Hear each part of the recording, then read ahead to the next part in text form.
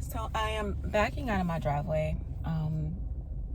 It is 4:46 in the morning. I am headed to my morning workout, and I am in my 21 to 41, which is 21 days to my 41st birthday. And I wanted to be consistent in posting. I mean, I have started YouTube channels and done audio stuff, and this is like my first time trying to be consistent in video. So I wanted to just share a message that I have today for those of you who come across this video. And that message is, even when it doesn't look like it, even when it doesn't look like it, we know that saying that it's always darkest before the dawn, but we never fully process what it is that's happening in the dark. So darkness is necessary, and a lot of us try to avoid it. A lot of us want to bask in sunlight and positivity, and we want to always know that everything is on the up and up. We want to see the evidence of it. We want the tangible, life is going well and success is aligning and people are treating me well and I am loved and embraced.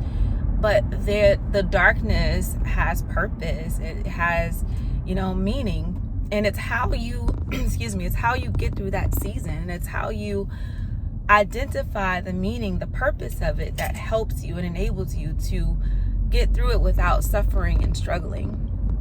So even when it doesn't look like it, even when it's dark. So we think about the visual that Spirit gave me was about the seed being sown. And for some reason, like in my ear, like I hear Bishop William Murphy's old song, like "This is your season for breakthrough." And that seed in the ground, like when you think about that seed, when you think about a gardener, someone who just wants to witness the bloom, the blossoming of something, the growth of fruit or vegetables, whatever it is. When you think about the seed that is placed in the ground, it's dark. Now imagine that seed being in the dark soil and you sitting there and you're waiting for it. You're waiting for it to grow roots. You're waiting then for it to sprout and then to bloom. You're watching it consistently. Nothing manifests as you're totally like zoned in on it. Like you're just sitting there watching it. It doesn't come as quickly as you can, as it possibly can. It's not going to move faster because you're watching it, because you're anxiously waiting. Now, the gardener knows it's going to bloom if it's nurtured, if it's, the request is there, the seed has been sown. All you have to do is get out the way. Sow the seed. What is it that you want? What is it that you desire? What is it that you're passionate about? Sow that seed and then get out of the way. A lot of us are sowing seeds and we're waiting, we're watching. We're saying, well, it's not working.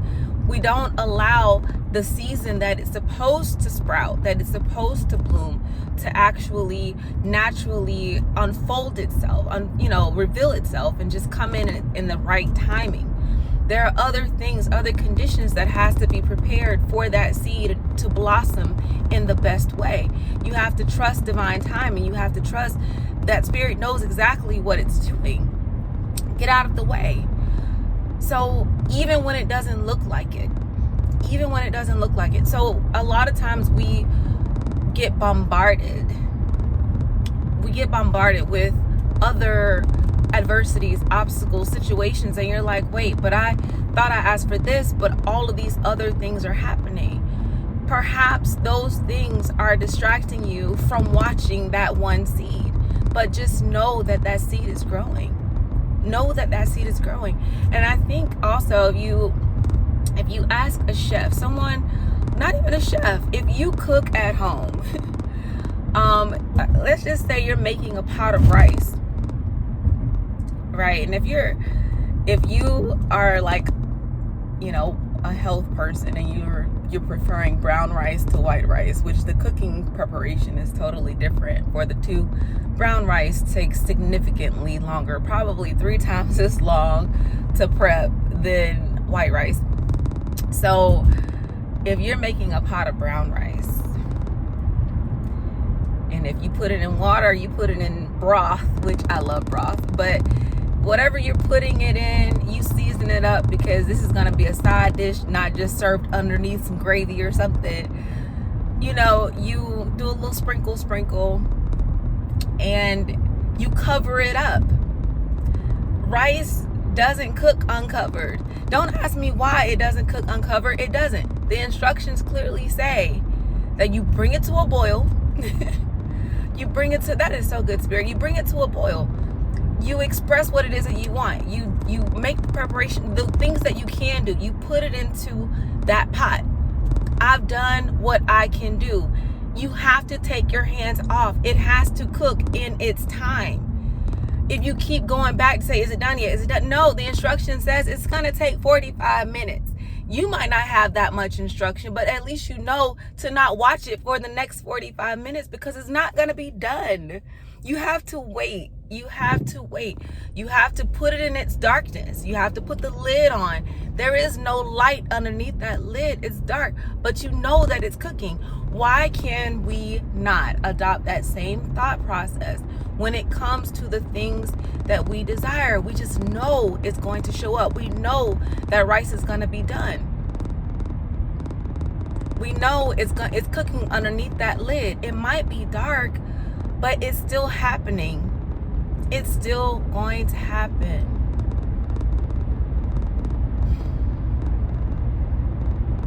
I know some of you are close to the edge of giving up.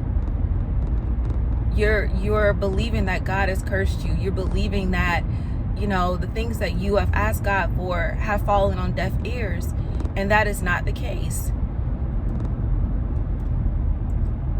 God has enabled you to address other parts of your life in preparation for what it is, for the seed that you have sown. God is allowing you to pluck out other weeds. So you're like, well, God, you know, I've asked you for this or that, and you've given me this over here instead, and I definitely didn't ask for that. And so I feel as though you're distracting me from the good that you could give me. I thought you were good. Now, again, sometimes those things come up so that you can address other parts of your life in order to make room for what is growing, for what you cannot see that's growing. If there are weeds surrounding the seed that you have planted, it might look like a distraction, but that is the work that you have to do. Rest in that. So again, it's not about what's happening to you. It's happening for you, number one, but it's definitely how you perceive it, because you have to perceive it as it happening for you. It looks as though it's not going to happen. It's very dark and just uncomfortable, and just unnecessarily uncomfortable. You're like, come on, all of this at once. Do not give up, people. Do not. What is it that is being addressed? How is it making room for something that, and honestly, what I hear also is that you taking your hands off of it, God is really putting you up to a place where you probably forgot that you planted that seed. Oh, and that's beautiful, God. Like, the seed that you planted, you've been distracted so far from it that you've allowed it to really form roots. And really, when it springs forth, when it blossoms, it's going to shock the heck out of you. Like, for real. It's going to be one of those things where you're just like, wait, all of this, like, is that suddenly season that people talk about? Is that one thing where people think, oh, you were an overnight success. And you're like, wait, no, this didn't happen overnight. Believe me, I was praying and crying. Well, this is one thing. There is this one thing that you asked God for, and it could have been within months or years ago, that you were just desiring with all of your heart and just truly believing that it could happen for you. And you became so focused on fighting against, you literally fighting. I literally see people fighting against every other adversity, every other situation that would rise up in that time, over the time after you've asked for it, after you sowed the seed. And God is saying, yes, you were distracted on purpose. You were Sorry, I'm parking. You were definitely, okay. You were definitely distracted on purpose. Excuse me, I got people looking in my car because I'm now parked at the gym. But and in that distraction, through that distraction, you enabled the rice to cook. You enabled the seed to grow. You are now going to be caught unaware. People are going to see your situation as something that literally happened overnight. And you'll know deep in your heart that that's not what happened. You were making room. You were fighting battles. You were literally fighting because you were resisting everything that would present itself. You saw it as something that was negative. You saw it as an adversity, which is what I keep referring to. You saw it as God being against you and not for you. But God is saying, I'm intentional. I'm always for you. So it took surrender, which you ultimately did. You ultimately said, forget it. And that was because you gave up. And it's in your giving up that you actually allowed that seed to sprout. You allowed that seed to grow without you resisting, without you watching. So, and in that time, you also cleared away people and circumstances, mindsets, beliefs, behaviors that would have kept you from really enjoying the bloom. Like once it blossoms, once that thing is uncovered, unveiled, you're going to experience life in a totally different way. And in order for you to fully experience that, you had to make room for it. You had to clear out some of those weeds. And here you are. And people might look at your situation again and say, you know, wow, it happened for you so quickly and overnight. And you're going to know the truth. You're going to know the truth. But I am just here to tell you that even when it's darkest, that darkness has purpose. Even when you want to give up, even in your wanting to give up, it has purpose. I'm remembering right now, like the story. Don't quote me on this. Yeah, you can, it's biblical. But the story of the drought, the famine, and it's biblical. So I don't know if I just said that, but the famine and was it Elijah?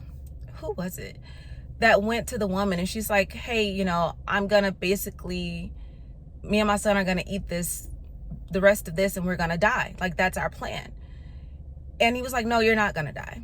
Like, you know, and that's what this is. That's what that season was, where you're like, you know what, this is it for me. I'm just gonna give up.